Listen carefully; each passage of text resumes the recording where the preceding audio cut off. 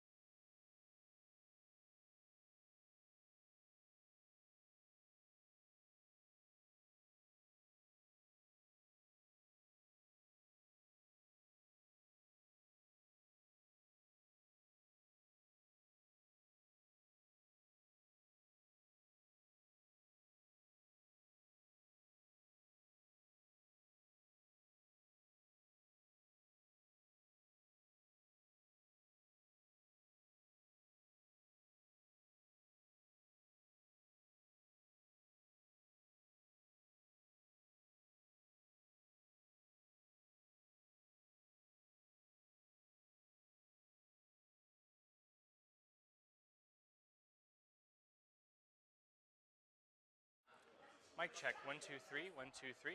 This is Nick's mic. Excellent, okay.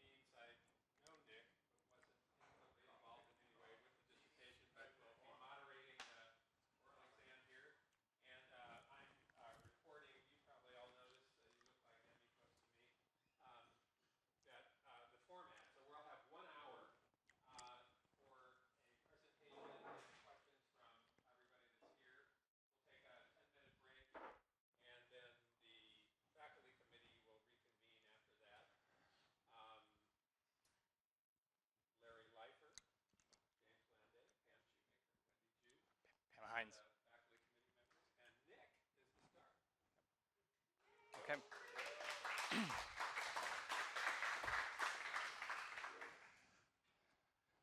All right. So thank you guys all for coming today for my thesis oral defense.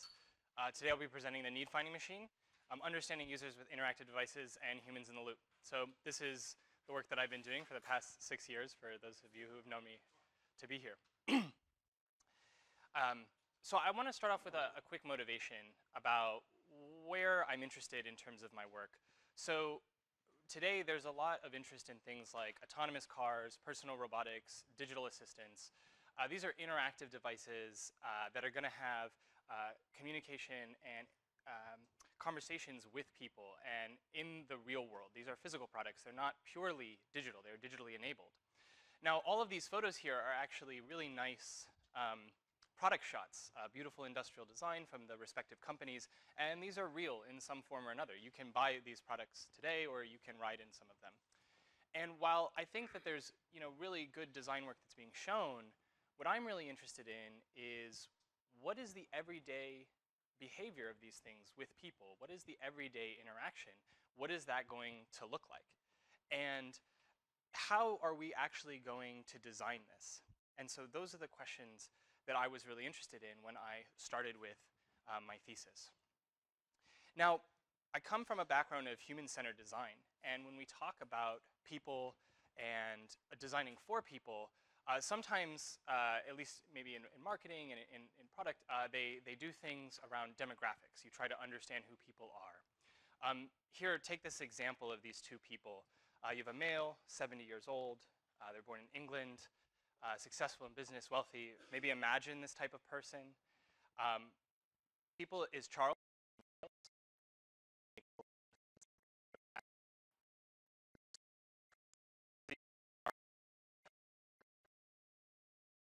So when it comes to actually understanding people, we need to dive deeper than just the demographic information. And we don't want to put stereotypes on who we think people are. And so I'm really interested, and within human-centered design, we're really interested in understanding who people are and what their everyday lives are like. And I think when it comes to designing interaction, this is going to be really important. There's actually a really great quote by Terry Winograd from his book in The Design of Interaction, which says, "Successful interaction design requires a shift from seeing the machinery to seeing the lives of the people using it."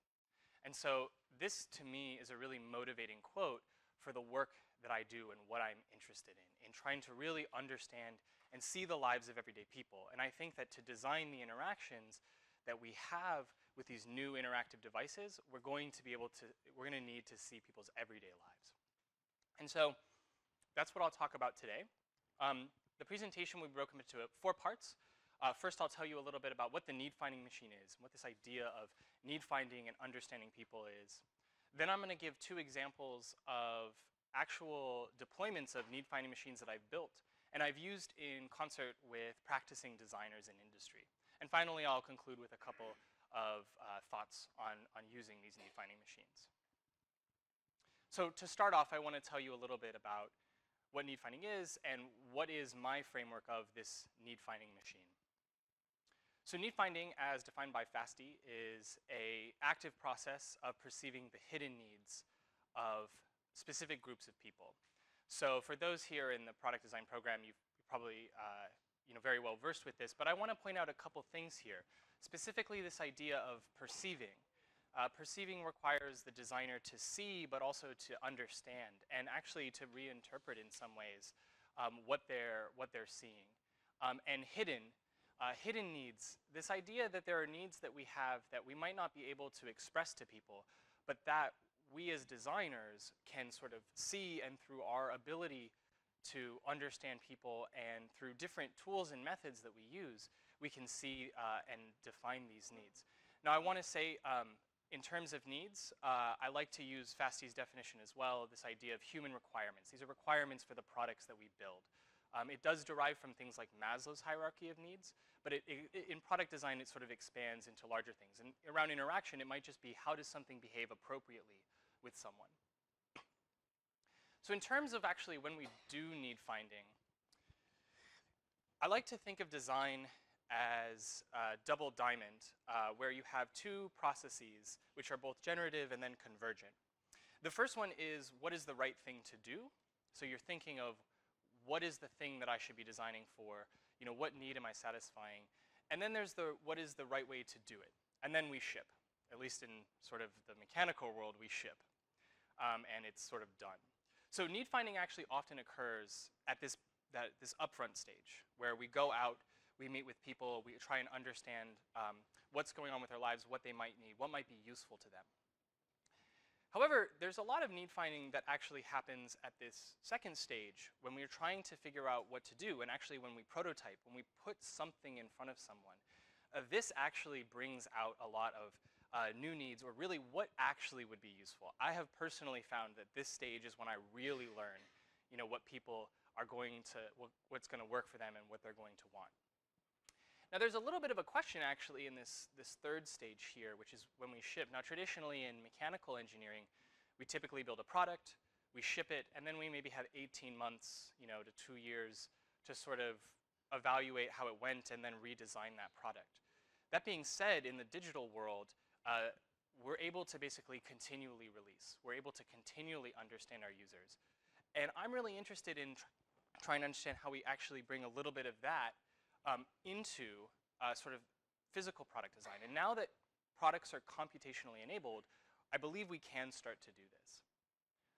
So to show you a little bit, traditional need finding processes typically are person to person.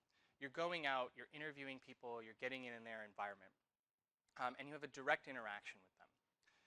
A couple of methods that I think are really nice and that I greatly have used within my own work and that are very inspiring are listed here. Things like rapid ethnography, contextual inquiry. A few things have been happening recently, though, with the advent of the internet and physical sort of Internet of Things products is when we have this communication, we're actually able to start doing things more remotely. So rather than having to actually be in the person's environment, we can actually start doing things like sampling people's experience via mobile phones, or actually it used to be with pagers.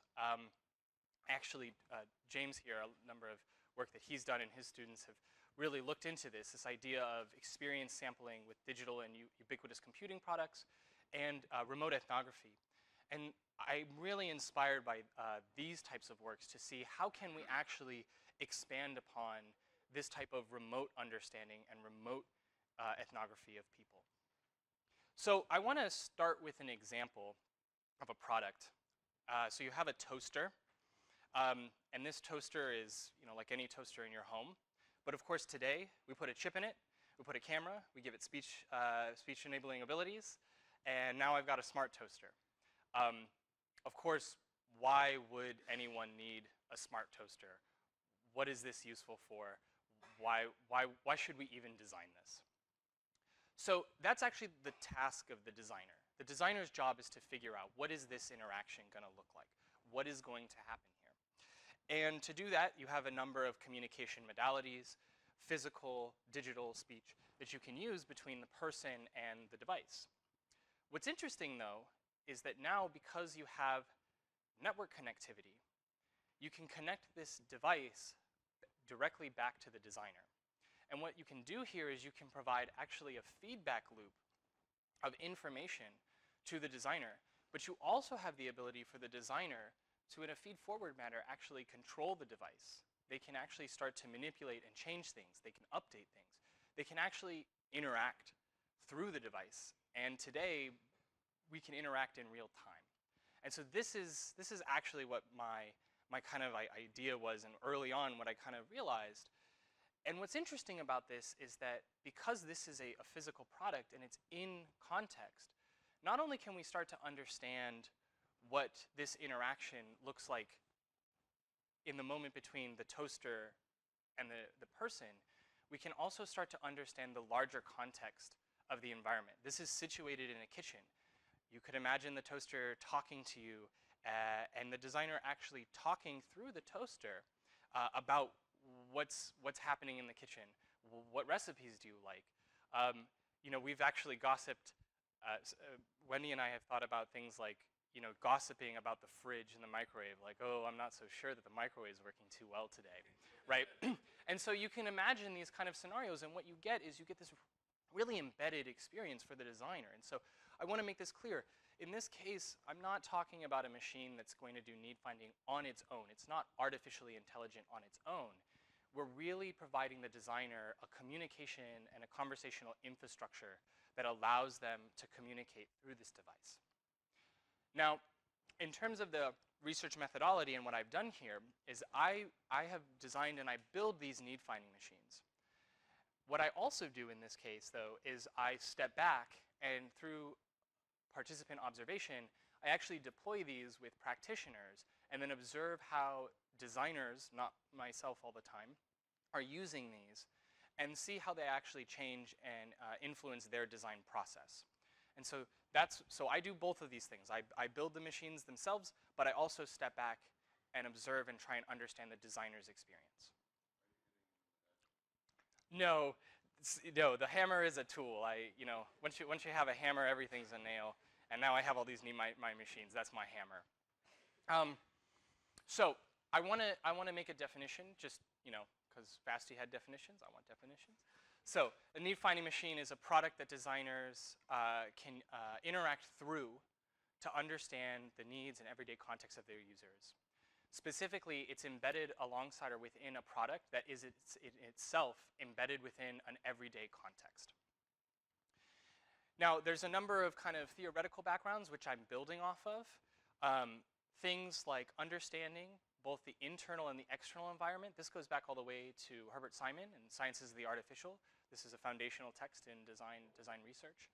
But also Donald Schoen and his idea of design as a conversation. I'm a really big believer in this idea of reflective practice, and that designers are actually having a conversation with the situation and the materials. In this case, designers are literally having a conversation through the materials and with the situation in real time. There's also a number of ideas around feedback and control, things like second-order cybernetic systems, the idea of systems that learn together through feedback. And finally, much of my work is conversational, and thus there's a lot of great work around communication and conversational infrastructure and how designers use conversation, and what are the different modes and things that can limit or enhance conversation, things like Herbert Clark. So now what I'd like to do is I'd like to show you what this looks like in the real world. So we're going to put this in a real environment. And I'd like to tell you about a deployment that I did in the car with Renault. So for those who don't know, Renault is a French car company. They're partnered with Nissan. And the question that their designers were interested in understanding was, how can we understand the driver experience of currently available autonomy? So Renault has vehicles with adaptive cruise control. So this is cruise control that will automatically keep speed as well as lane keeping.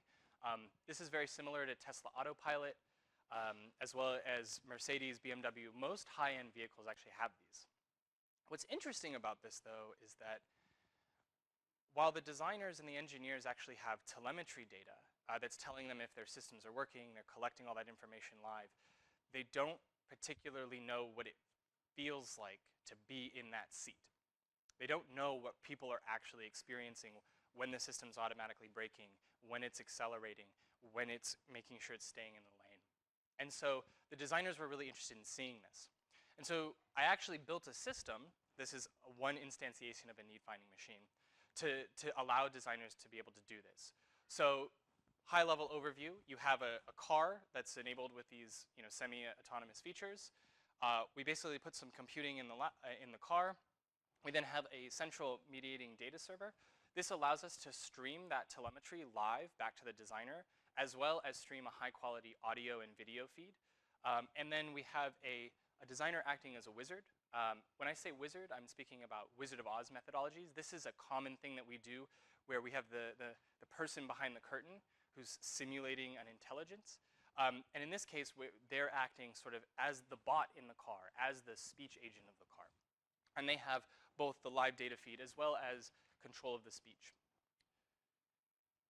Now, I want to show you a clip, and I'll stand out of the way for this, of what this actually looks like in practice. So I'll point out in this video, this is a test that we did in a Tesla Autopilot, in a Tesla with Autopilot, and this is a driver going on the freeway.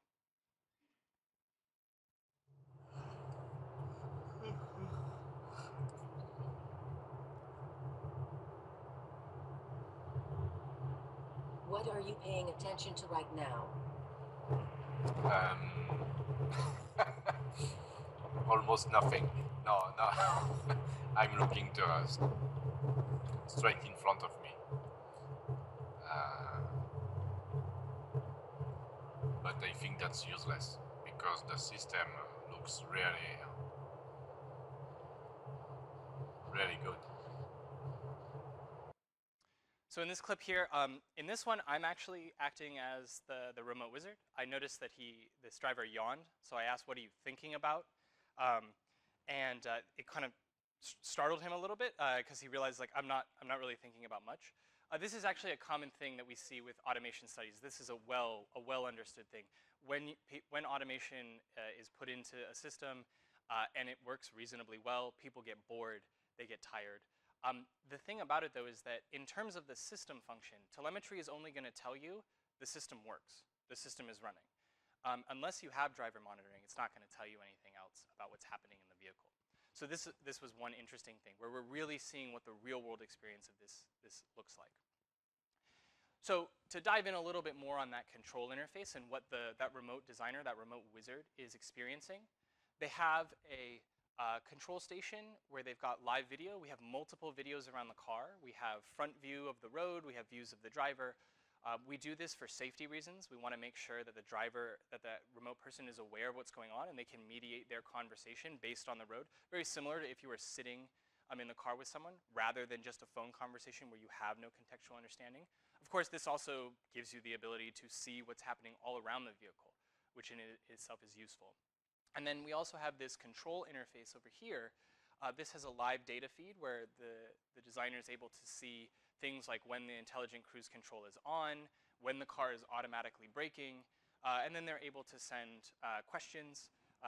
They can ask questions, they can use speech. And they can do that live, or we have some common questions One fun thing, we did this study actually in English, French, and Japanese. Renault is a French car company. They collaborate with Nissan, which is Japanese. So, once you have text-to-speech in any language, you can do this in any language, which is fun.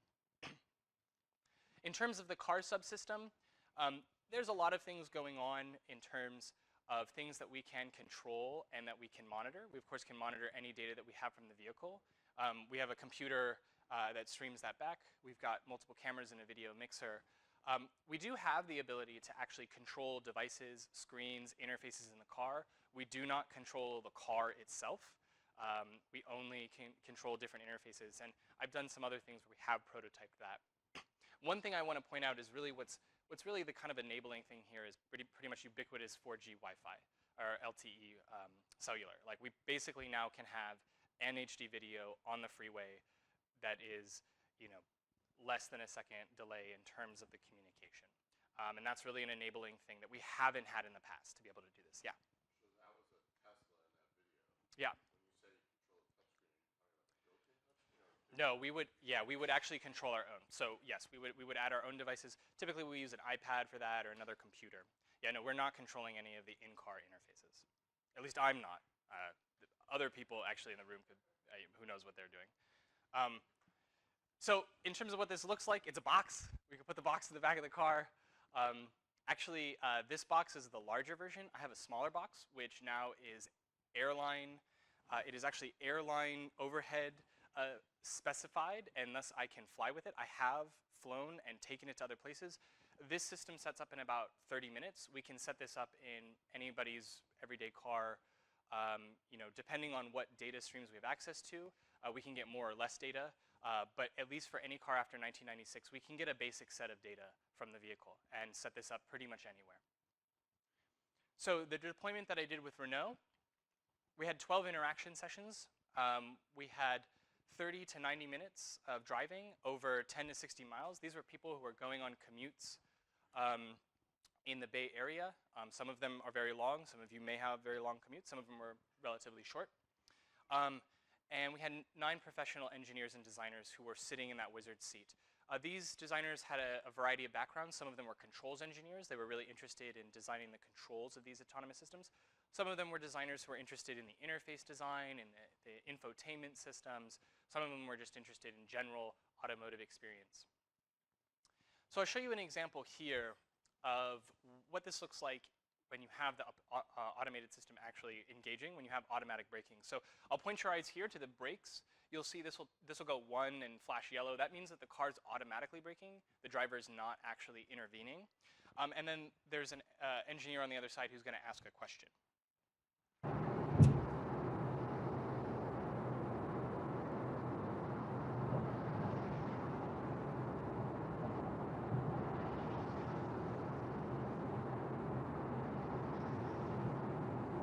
Did you feel the system intervene to brake? Yes.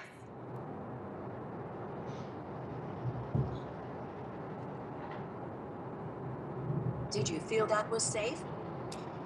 Yes, I felt it was pretty smooth and it started applying the brakes about when I would have, so it felt early enough that I didn't need to intervene myself. So in this clip here, actually the engineer on the other side is a controls engineer. She was interested in understanding what does this feel like? Do people feel safe when this stuff is happening? One of the things to note is that the driver responded yes very quickly. Typically, we coach the designers to always ask follow-ups. This is common with among any kind of interviewing technique. But I found through actually many of my studies that asking a follow-up actually gets people to talk more. And people then will actually start giving you a much longer explanation. And that can be really useful. Yes? In this case, the drivers were employees of Renault, and that was stipulated by the company. We couldn't test with drivers.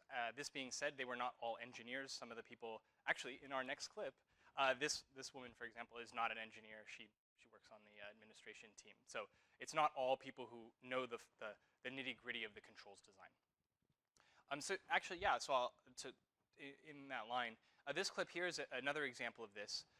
This one's a slightly different, whereas the last one I think was pretty smooth. You'll see a sort of a different reaction in this case. Whoa. The next exit is what you would take. Okay, that really scared me, just to let you know. All the traffic stopped, and I was on cruise control because I normally wouldn't be on cruise control, but the car really slowed down. It was nicely. Can you tell me more? Well, I was traveling, you know, my set rate, which I think it was around 68, maybe 65, and all the traffic came to a crawl about 20 miles an hour, and I was a little distracted, but the car like just totally slowed down.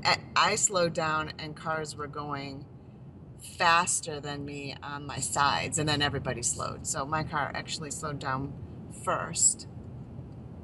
So it just scared me because I'm not used to it, but I think that I would like that if I were using cruise control. So in this case, you have a user who's not used to using cruise control. This is actually many people. Only about 20% of cruise control systems are used, even though they're in pretty much most vehicles today. This experience, of course, the woman was a little bit surprised by the system. And this allowed actually the remote designer in this case to kind of probe a little bit more into what that experience was, what was going on around the car, what was going through her head. And I think this brings up some really interesting things around for the design team to think about. How would you actually design for those moments where the car does catch you, but and you're not even fully aware? So the last clip I want to show here is slightly different. This actually doesn't have as much to do with the autonomy as it does with more the holistic driving experience that we might have in future autonomous vehicles.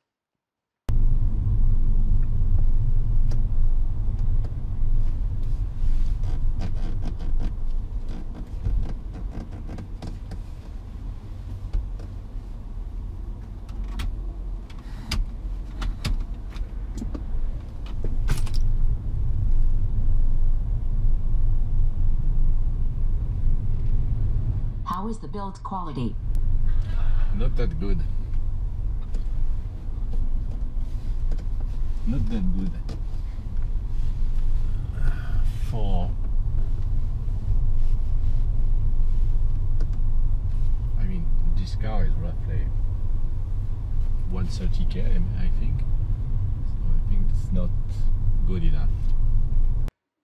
So I like to show this clip because what you see is the driver is sort of cruising, they're exiting the freeway, and all of a sudden they start to notice the fact that the door panel on a Tesla is a little bit creaky and everything else feels a little bit creaky. And this is something that you wouldn't be able to see at all if you weren't in context. If you were not there, if you're not actually looking at it through some view like this, and in this case we're able to do it remotely, you can't see this. There's no telemetry in the world that's going to tell you that the door panels are squeaky and that the driver is playing around, and who knows what's now starting to go through their head. If the panels are creaky, what about the rest of the system? And so this is something that we're really able to do by really putting ourselves in context through these devices. So in terms of some insights, some user insights, drivers, of course, can experience a range of emotions. This, of course, I think is something that you can start to think about designing for. How do you help mitigate and understand the emotions that people are going to go through and drive, and potentially drive design systems for that? As kind of represented in much other work, you know, driving in autonomous systems can become boring, and it presents new interactions for how to keep people engaged. And finally, the car's interior matters. Actually, like this one, whereas like all of a sudden everything else matters, and things like interior design, quality control. Of course, these things matter in a design process, but they're going to start to become even more important, I think, as you start focusing less and less on the vehicle. Now, as I mentioned before, right, these are the things that the company can take in terms of their product design. I'm really interested in what does this do for the design process? What does interacting through these devices do for the designers? In this case, one of the things is that riding along remotely, the drivers are actually able to see a lot more information than they normally would. I will say that one of the reasons that I designed this system is that while you can do an in-car study and you can take notes on a notebook and it's hard to look around. It's hard. You can't actually look at a live data stream in the moment and focus on the driver and make small talk. I also get car sick, so I can't ride along and do these type of in-car studies, but I can in this remote case. The other thing is actually this bot alibi. This may seem a little bit, it's a little different. Like, why not just use Skype? Why not just talk directly? And you could, but this bot alibi, and actually a woman named Melissa Sefkin, she's a design anthropologist from Renault, mentioned that it really allows you to sit back and observe and to be a little bit removed and to remove your influence from the situation. And because of that, you don't actually need to do all these things that we're sort of trained as designers when we're doing need finding, like making small talk and all the rapport building. You kind of have this built-in machine interaction. Now, of course, that will change the interaction a bit, but it allows you to focus on different places in the drive, and that can be really interesting and very powerful for a designer. And finally, being remote actually allows you, in this case, we're kind of have this ability to amplify our contextual inquiry because we're able to really go to the places where users are going to be. These are people's everyday drives home. I mean, and because of the remote capabilities, we're able to do this in places we normally, logistically, it would be really challenging for us to go, to drive home with someone 60 miles away and then plan a return trip back. And so, you know, setting up a system and then having someone to bring back can be, oddly enough, logistically easier than actually being in the vehicle. So the next thing I want to tell you about is some interaction prototyping and the idea of understanding, using these need-finding machines to understand personal preferences and real system and deployed with Spotify, looking at music and understanding music in context, understanding the context of music use. So the question that the designers there had were, how might we learn about music preferences in context? And in this case, I built, you'll see that it's very similar. What you have here is, in this case, we're utilizing the fact that Spotify has a feature called Connect, which allows you to remotely control Spotify on a phone or on a desktop from anywhere in the world, as long as it's on the network. There's no other additional product design that need to be happening. We're just exploiting that feature. And then in terms of the interface, this interface was actually sort of, we've iteratively designed this through a number of interactions. This is the final interface. But what we have is we've got volume control. We have live data about the songs and the information that the designers can actually quickly put into their messages. There's a custom message area, queuing, a script, and finally there's a collaborative notes section where these messages are not sent to the device and spoken designers.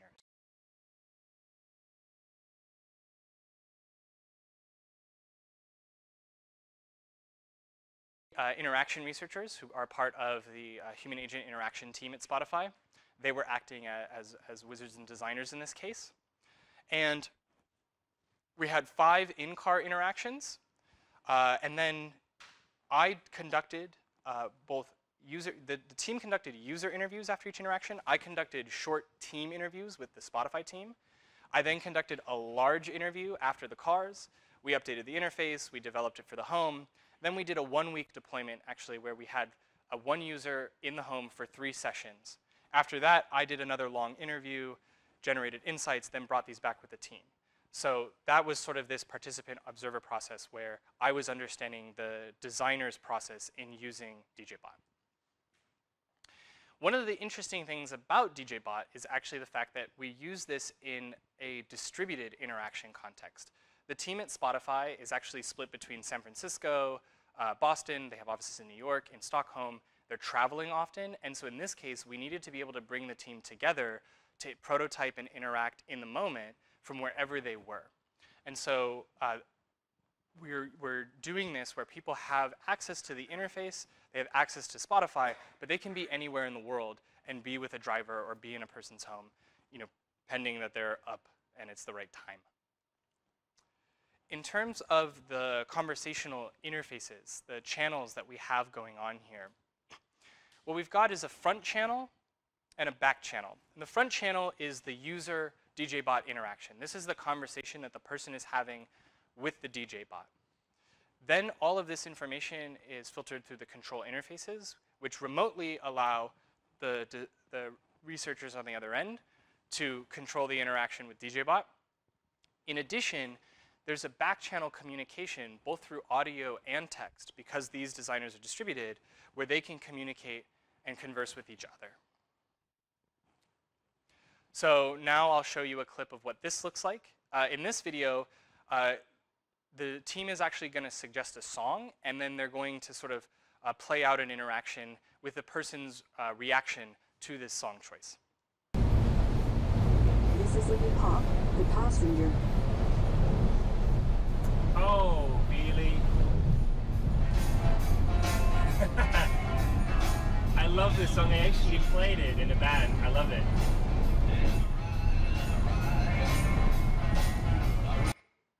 So in this case, they actually had this song pre-scripted. They just picked some cool driving music. Iggy Pop, the passenger, was cool driving music. And it turns out that for this driver, it elicited this response, oh, they used to play this in a band. On the back channel, the designers are like cheering, they're so excited, they're like, oh my gosh, we picked a good song, right? And then what they did is they followed up with the driver and decided to inquire more about this playing in a band. And so that's what you'll see in this clip here.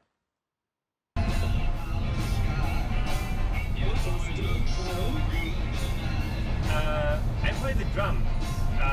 Oh, what else did you play? That's what you asked. Do you know from Golden Earring, Radar Love? That's a neat one, also fits nice to that. A Fool for Your Stockings from ZZ Top. So, in this case, the driver actually started talking about a number of different bands. Fun fact, Radar Love was the other driving song. But he started talking about a number of other bands. And what's interesting about this is from the designer's perspective, and actually from just a general music experience perspective, there's interesting implications of being able to elicit what bands you like. There's a problem in machine learning known as the cold start problem. Actually, we found that there are a number of questions that we can ask that seem to elicit lists and lists of band names. And that can be really useful for that, for getting a preference sort of map. What's interesting, though, is that these things are now associated with some moment or a memory in people's lives. And from a designer perspective, in terms of empathizing and understanding users, that can be really powerful and interesting. Now, one could imagine there's interesting implications as well for artificial intelligence. But from our need-finding perspective, that can be really, really useful. So I want to show you another clip here of what this kind of looks like in a slightly different interaction where, in this case, the researchers are actually playing off some information about the song that's being played and information that's available in Spotify. Did you know that TLC is playing on the 15th of July in Concord? What? I need to buy tickets. Thank you for letting me know. So this is interesting. This is information that is available. They were sort of just trying this out. I play this clip for two reasons. One, because it's interesting to see that stark elicitation. And actually, a friend of mine, Joe Fish K, once told me, Nick, find one need and graduate. So I want to kind of stake this. I found one need. This woman needs tickets to TLC. So there we go. No, but it is interesting in the fact that the music actually can elicit more and an understanding of the person's life. Of course, she said she liked TLC. That's why they played TLC. But this idea of actually listening more, bringing up more information, and that pulling from the user about, oh, I need tickets, that actually starts to say more about who this person is. So in terms of some insights, simple interactions can lead to very meaningful conversations. This can help in understanding the user's preferences. We asked a number of questions which really got people talking. Things like, what did you listen to when you were in college or when you were younger? This would get people talking a lot. And this is kind of, I will say, I think this is in some way a replication of things all the way back from even like ELIZA, so the computer Rogerian therapy. Like, it doesn't take a lot of intelligence to get people talking and to get people talking a lot about what they're interested in. In addition, from a user perspective, the conversations that people had were sort of considered an enjoyable experience. I think people like to talk about music. They enjoyed interacting. Driving can be boring, especially on a commute. This can be a value-added experience. If you think today, a lot of people are trying to collect your information via surveys or online forms and stuff. But and most people don't do them, or they're not very fun. you could imagine this as being something enjoyable that people would actually want to do. And finally, there's a number of things, and I don't show these videos, where people don't always want to talk about things. I'll tell you a little bit of an example. There was a scenario where a driver was listening, they asked them, what do you listen to when you were younger? The driver said, oh, I listen to a lot of, kind of Christian rock music. And they asked, well, do you still listen to that? And he said, no, I'm not very religious anymore. And this was, the question was, do you still listen to that? Now, at this moment, the driver probably maybe didn't want to talk as much. What was really interesting to see was that the designers in the background kind of went, nope, we're not going to touch this. This isn't actually maybe what we want our product to do. What's interesting about this is that, if we think about these in prototype phases, we're able to see these things before this is now some automatic system. And the designers are able to really feel and experience that. And because of that, that actually can be more ingrained with, oh, maybe we shouldn't be doing this. And that can actually cause them to reflect on their own designer values of what direction they want to take their product. In terms of design process findings, as we kind of saw before, and as I'm kind of mentioning, by being and interacting through this Needfinding machine and actually being behind the bot and able to talk to each other, the designers are actually able to do a lot of reflection in the moment. And I think this is really important when we consider design as reflective practice, because they're able to actually start, as they're doing this interaction, sort of understanding and thinking like what is working, what's not working. And they don't have to just do this all in post, after an interaction. Another thing is that from a practical perspective, we can do distributed design work. This is something that our lab has been looking into a lot, of how to do distributed collaboration. Oftentimes, things for distributed work are meeting together. This is actually distributed prototyping. You are interacting with your fellow designers in the world, in the moment. And I think that that offers some interesting things for multinational companies who have designers who are spread all around, but want to understand users in their everyday context in specific locations. And finally, there's a lot where researchers can be really flexible with what they pay attention to. Once again, the designers are mentioning, I can focus on the drive, I can focus on the music, I can focus on the conversation. And by being behind that bot, they're not actually kind of influencing the user as much. So I'd like to conclude today with a few kind of overarching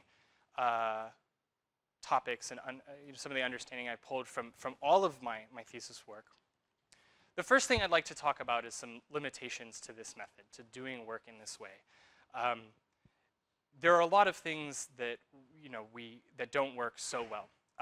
First and foremost, these systems are network dependent. They require that you have a network. They require that you generally have a high-speed network.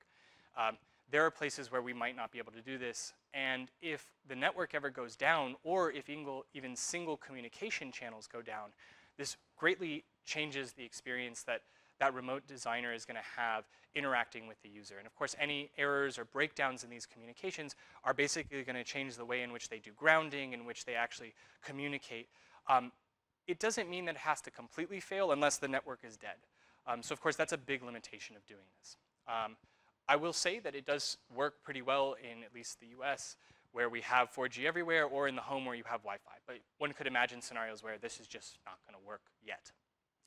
Another thing is that many of the designers on the other end talked about how it can be a little challenging when you're acting as that intelligent agent to be fast at responding. And often we talked about things of ways in which we could semi-automate these things. We did some of this, for example, in the Spotify, adding hotkey commands for adding like the band name or the artist name or the song track title. But this is something that they did feel, and they're like, I can't interact as fast as I'd like to. It's also a bit harder to test very controlled studies. And I don't know if that's entirely, it's a limitation if what you want to do is, I think, very controlled usability testing. But if what you're interested in is more understanding kind of the contextual experience and then working within that in sort of a situated manner and adapting, that's what this system is really good for. That's not to say, though, we could imagine that we can add more control to these systems as, of course, you add more autonomy to the bots. And finally, just from a practical perspective, there's a lot of communication channels that are going on. There's a lot of network equipment that needs to be set up. You have to write custom software for some of these things. And so this can be challenging. That being said, I have been working to make this better, and at this point, there are other people in the world who are using this that have built these things, and I didn't build it for them. And so that's exciting. So it is challenging, but it can be done. In terms of some of the benefits of doing this, when you're working through a need-finding machine, the designer can actually have a lot of extended observational range. And actually, when we talk about design methods, one of the things that we talk, actually John Chris Jones talks about this, is extending the range of the designer. This ability to see more, to perceive more, that's always going to be a benefit to what a designer can do in their need-finding process and their process of understanding people. And in addition, we're extending this into real context. These are everyday scenarios. You know, we do have to set up the equipment, but we are in the everyday life of people, and we're really seeing that. And I think this is really powerful because while we can learn a lot in the lab, I think there's so much about contextually situated experience design and interaction design that we really do need to be in context to see. Finally, or sorry, not finally, the designers can verbally communicate. So once again, this idea of being behind the bot, this back channel experience is actually pretty unique. This ability to talk in the moment. The designers at Spotify noted they actually had a realization, even though after all of the times they've been doing it, it almost become normal. They're like, we just talk to each other about what's happening. We could never do that if we were in person, right? If you know, Pam and I were doing an interview together, I couldn't turn to Pam and say, like, what the user said was really interesting. Like, I wonder if we should follow up, and like, what does that really mean? What do you think? What do you think they mean? Like, we can't really do. I mean, well, you could do that. It'd probably be a little weird. You actually are giving designers this experience. Now, this is very common to lab-based studies where you have a pane of one-way glass, right? You're behind the glass, and this is kind of recreating that experience in the real world. And finally, we're able to enable this, you know, globally distributed observation, contextual inquiry, interaction prototyping. We can kind of work along a spectrum of the design process. And we can go all the way from early context exploration, just understanding something, to starting to prototype interactions, to potentially even testing them. And this actually allows the designers a lot of flexibility there. So in conclusion, I want to say that I think the primary contribution of this work in terms of engineering design is this is a new way of doing need finding. I would sort of consider this as doing need finding in the 21st century, doing need finding through the Internet of Things.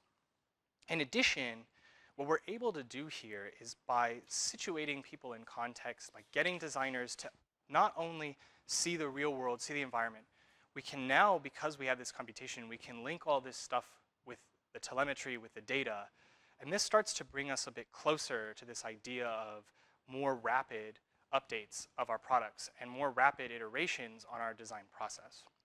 And finally, I think that there's this really unique opportunity that you provide designers with this ability to really reflect in the moment, to really see experience, to test it, to find the points which work well, which seem to be great, which really give delight to the user, and notice that, and recognize it, and log it, but also to find those moments where it's challenging, where stuff isn't good, where people feel bad, because the designer should feel that as well. And that can tell you a lot. The things that the designer doesn't see can also be really, really powerful for this process. So with that, I want to thank you all for coming. I would like to give some acknowledgements to many of the companies who I've worked with. Some of you are in this room today, and I thank you so much for collaborating with me and being willing to try out these ideas within your own product design processes. I'd like to thank my advisors, Larry Leifer and Wendy Ju. I'd also like to thank my readers, Pam Hines and James Landay, and Byron, thank you for chairing this. I also want to say my parents are here in the audience.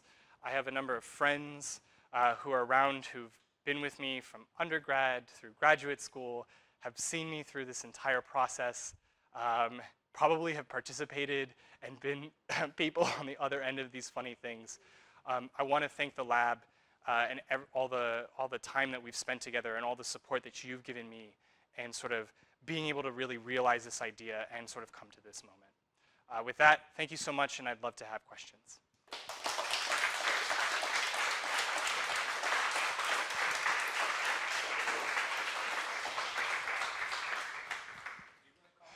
I can call on people. I can call on people. Yeah. Don't call on just the ones with the planted easy question. Sure, no problem. Yeah. Zach. That's all right.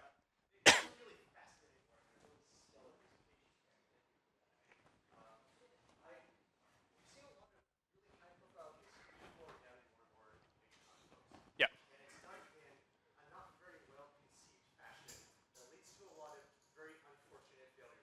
Yeah.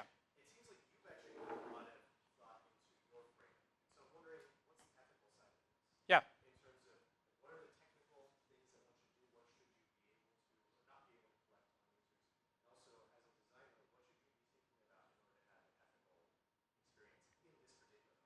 Right. So the question, is really around this idea of how do you do this ethically? How does the designer situate and frame this such that the information that you're collecting is. All right. I think that there are a lot of implications that I've sort of thought about in terms of the fact that I'm situating this as conversation, not as surveillance. So there are surveillance style systems where we could imagine, right? I could have just put cameras in the car. We could even remotely observe. But I'm specifically having the designer engaged in that experience and in conversation with the user. And what that does is that builds a bridge and it builds a relationship between the designer and the user. In this case, and in the cases of my things, people know they know they're in a prototype. They know what's going on. They might not know specifically who that designer is on the other end, like who they are, but they understand that this actually has intentionality behind it to understand experience and make this better. One of the other things about conversation is that because this isn't, at least from the perspective of what people say, people can stop talking. People can decide not to say. Now, of course, with the video, in telemetry, we're always collecting that. And so I think it's something that designers need to think about. What's interesting is, are these moments where if you have a designer in that seat who's like, oh, that doesn't feel good, right? That's a moment where they might say, oh, we need to change and we need to adjust this.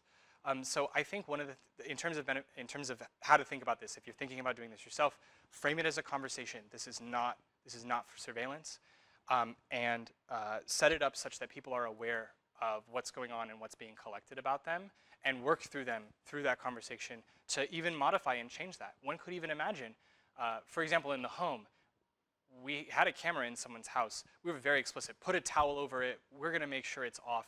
We're going to show you the camera with lights so you know when it's on, and we want to make sure that people are aware and are comfortable with that. And I think you need to design that into the way you do these. Yes?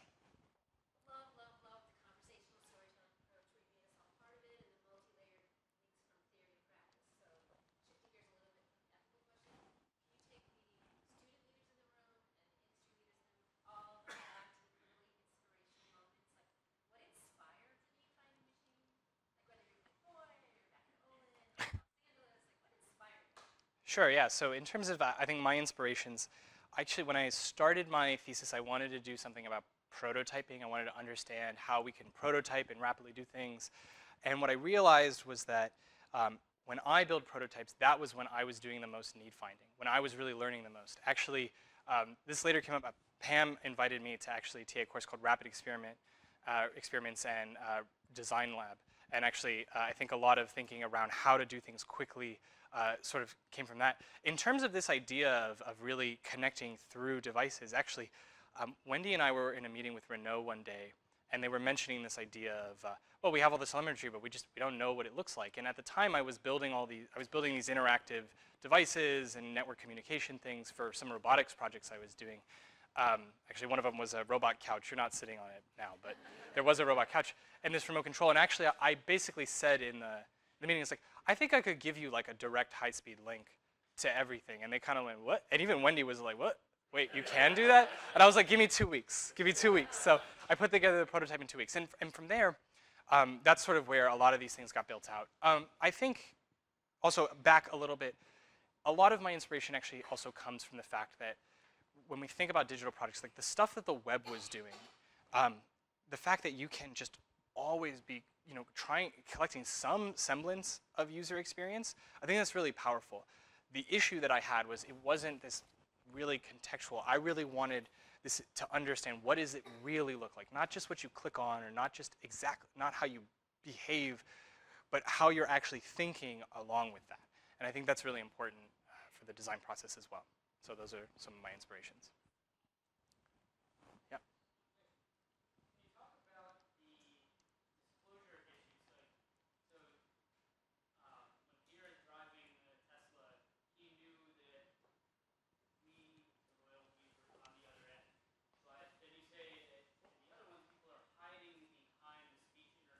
Yeah. Yes.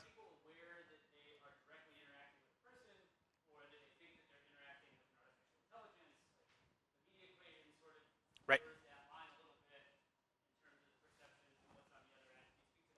Yeah, so this actually kind of depends on a little bit about what the design team is interested in and kind of how they want to situate that interaction. If you want to prototype an AI, I think it does make more sense in this case to not fully disclose that there's a human there until after the session to actually tell someone, hey, this was done. That being said, there are people who kind of catch on pretty quickly when this is happening and they go, I'm interacting with a person, aren't I? And the designers in the background are sort of like, oh, I'm a computer. They say funny things, right? And so, yes, I think that that it depends, right? In some cases, I think it's fine to make it known because the goal is experience understanding, and it doesn't. I don't think it really changes the fact that if you know that there's a person there, of what people will talk to. People are happy to talk to designers in the car with them. The thing that's interesting about this, actually, though, is that I was talking with a friend of mine, Hugh Dubberly, and he mentioned this idea of, one thing that you can do here is if you do disclose, imagine a scenario where you said, okay, we have this interactive device like your Alexa smart home and your smart speaker and stuff, and it's like, all right, most of the time the thing is autonomous. But during set times, we're going to have designers who are actually remotely controlling this. So you're going to know when this is happening, and we're going to be testing things. We're going to prototype things. This sort of gives you this relationship back to the company, and actually this direct link to potentially make a change in how the product, the interaction works. And that in itself can actually be something that people might be very willing to do, because if they know that it's actually going to potentially feed back into product design, that can be very powerful. So I think it depends. And as you mentioned, I think that the media equation does sort of blur the line. Media equation is, we treat computers and media like people. And so it does blur this line. It's actually one of the things, one of the ways we can kind of get away with this. We can get away with the bot being there and people talking. Yeah, so that's kind of. Your stream has questions. Wonderful. So one of them is, when designing a Needfinding machine, is there a particular channel or set of channels of information that are more useful or critical to the designers? Yes. Audio channel is almost always imperative because we typically do speech-based conversation. So at a minimum, you need audio. The visual channel, though, is very powerful as well. Actually, there were a couple, during the home session of the DJ bot, the designers said, so that because the woman whose home we were knew that they're people, they knew people were observing, we said, you can set up the device anywhere you want, you can point the camera anywhere you want. She decided to point her camera slightly across the kind of corner of her bed, out a window into New York City. You could see her sometimes, but not a lot. This greatly sort of reduced what the designers could see in terms of her physical reactions to the music, whereas in the car, we're sort of set up, we can see everything, we can see all the facial reactions. It doesn't entirely destroy the experience, it just means that you have to rely more on that audio channel. And this is within kind of communication theories, right? As one channel breaks down, you're gonna rely more on another channel. So in this case, audio is really important. Of course, if you're interested in any of the system data, having that live telemetry can be really powerful because it allows you to see the things that if you're interested when certain things are on or off or what state they're in, you're not having to ask a person about that or have them tell you about that. You can just see and know what state it is. You can then talk to them about that experience. So yeah, definitely audio, generally video, and the data can be important depending on the scenario.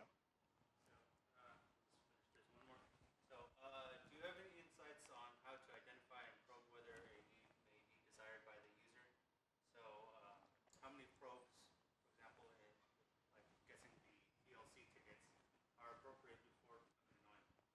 Oh, okay, that's a good question. This idea that, you know, this interaction can be annoying if you keep asking questions, if you keep probing. That's going to be definitely person specific. You know, some people are going to get really into the experience and they're going to keep answering questions. They like talking. They like telling you about themselves. This is a common thing among even regular design ethnography where we go out. Some people are just really willing to tell you a lot about themselves. I think you need to play with that kind of in a situated manner. You need to be kind of working with the user and sort of seeing, do they look annoyed? You know, are they starting to give shorter answers? And from there, you know, you might be having diminishing returns on what it is that you're learning. This being said, I think there's something to say about asking very open questions, asking questions that really prompt people to want to talk more. And that's something, that's a complete holdover from regular need finding. You know, not asking things like, how am I doing, right? Am I doing a good job as a product? Like, that's not something that you want to ask. You want to ask in these need finding machines. You want to be asking more about that overall experience.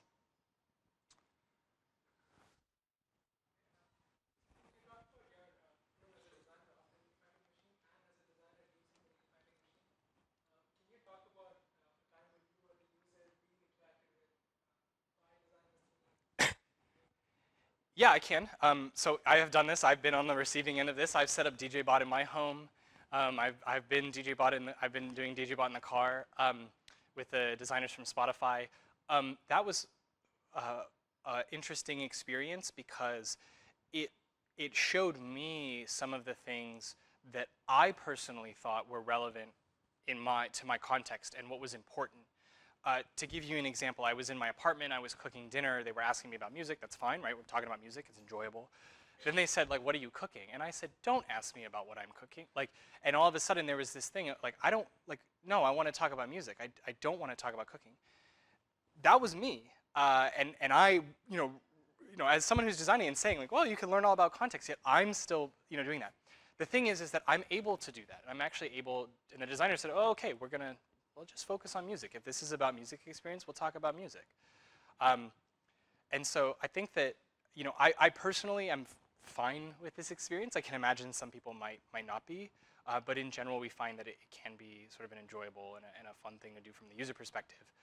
It did kind of tell me a lot about thinking, actually, per the earlier question, of some of these, you know, privacy issues and thinking about how do you set this up.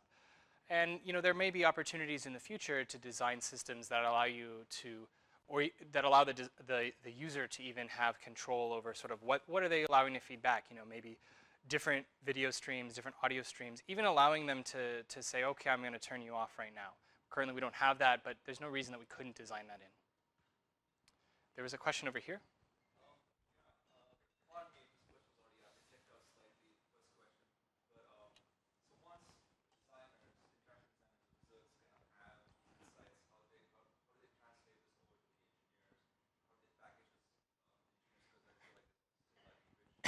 Yes, I think you're sort of asking the fundamental question of design process and of understanding experience, then generating insight, which you then develop into requirements. In terms of, that's something that I believe is still a very human process, right? The reason that designers are in that seat is they're the ones who are going to be making those insights. They're the ones who are going to be ultimately using this information to generate requirements.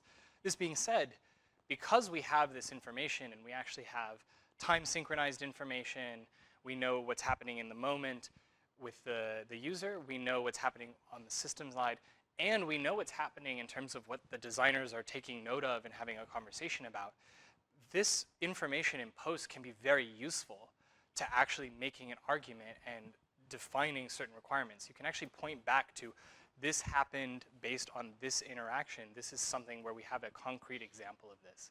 And so I think that can be a really interesting way for people to start using this in who is the designer, what are all of the values that they bring, what are all the insights, the knowledge. And one of the things that's interesting about working with a need finding machine and being behind this bot is actually you can incorporate many more designers into this process. You can get more people sitting there. You have many people sitting at once. It's not even just a one-to-one. You could imagine having 5 members of a team all online, and they can all bring their sort of experiences and then have that reflection in context, which then they'll take forward with them.